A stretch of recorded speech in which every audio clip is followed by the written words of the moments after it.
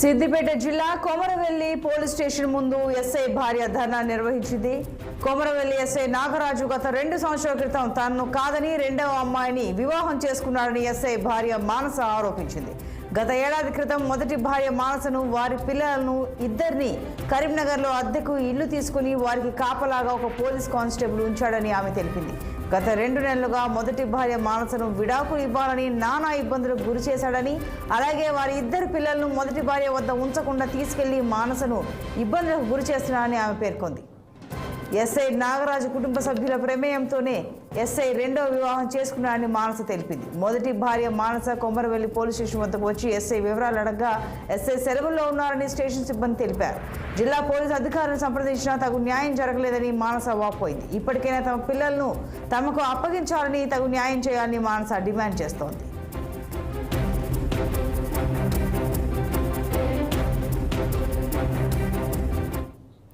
మరింత సమాచారం మా ప్రతినిధి స్వామి అందిస్తారు. స్వామి, చెప్పండి. మొదటి భార్య మానస ధర్నా చేస్తోందని తెలుస్తోంది. మరి ఏంటి పోలీసులు ఏమైనా జోక్యం చేసుకుని తనకైనా న్యాయం చేసే దిశగా అసలు పోలీసులు ఏమైనా రియాక్ట్ అయ్యారా? ఫస్ట్ ఆఫ్ ఆల్ వివరాలు ఏంటి?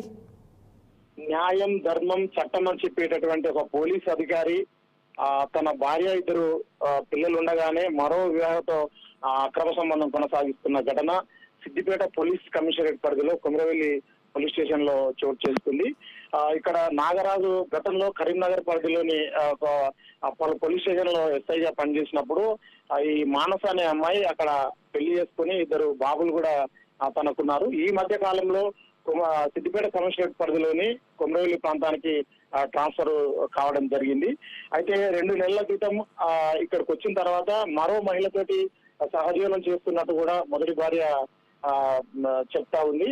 ఏదైతే ఇద్దరు పిల్లలు ఉన్నా కూడా నాకు విడాకులు ఇవ్వాల్సిందేను అని చెప్పేసి కూడా ఇద్దరు పిల్లల్ని 2-3 నెలల క్రితం తీసుకొచ్చి ఎక్కడో ఒక చోటు ఉంచినట్టు మొదటి భార్య మానస చెప్తా ఉంది. నిన్న సాయంత్రం ఇదంతా నిలదీయడానికి తన కుటుంబ సభ్యులతోని పోలీస్ స్టేషన్ కు వచ్చి అంటే రెండో పెళ్లి ఎందుకు చేసుకున్నావు, నేను ఉండగానే ఇద్దరు బాబులు ఉండగానే రెండో పెళ్లి ఎందుకు చేసుకున్నావు అని చెప్పేసి కూడా కుటుంబ సభ్యులతో పోలీస్ స్టేషన్ దగ్గర ఆందోళన నిర్వహించింది.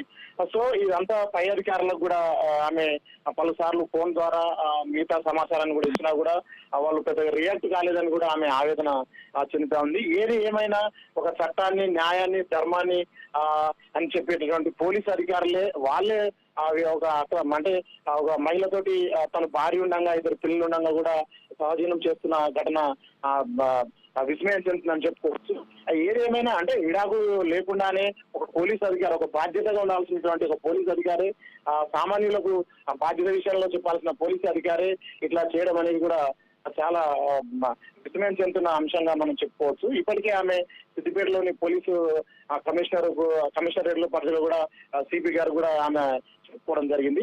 సో ఇప్పుడు ప్రస్తుతానికైతే మనం ఫోన్లో సంప్రదించగా కూడా ఆయన అందుబాటులో లేదని చెప్పి కూడా కింది స్థాయి అధికారులు చెప్పడం జరిగింది. Right Swami, thank you.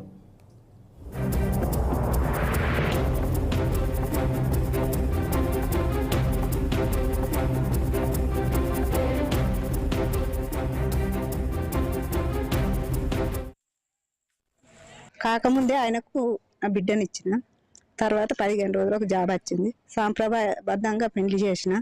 కానీ ఆయన గత 2 సంవత్సరాల నుంచి ఆమెను ఇబ్బంది పెడతాను. పోయిన సంవత్సరం నుంచి కర్మాలు ఉంచిండు. కర్మాలు ఉంచినాక సంవత్సరం అట్లనే ఉన్న తర్వాత మొన్న 2 నెలలు అవుతుంది. 2 నెలల కింద నుంచి ఆమెను బాగా టార్చర్ పెట్టి ఆమెను పుట్టి పిల్లగాళ్ళని తీసుకొని పోయిండు. పిల్లగాళ్ళని తీసుకొని పోయిన తర్వాత మేము పోతే ఇత్తలేడు. పిల్లగాళ్ళు ఎక్కడున్నారో మాకు దొరుకుతలేరు. పిల్లగాళ్ళని కనీసానికి తల్లితోటి మాట్లాడనిత్తలేరు. మేము పోలీస్ స్టేషన్ తిరగంది లేదు.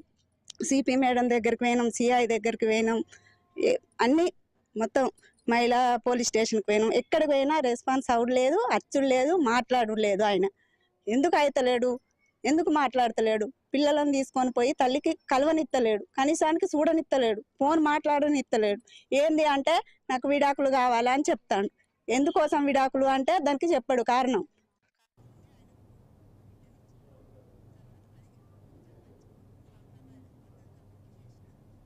నిరసన తెలుపుతున్నట్టు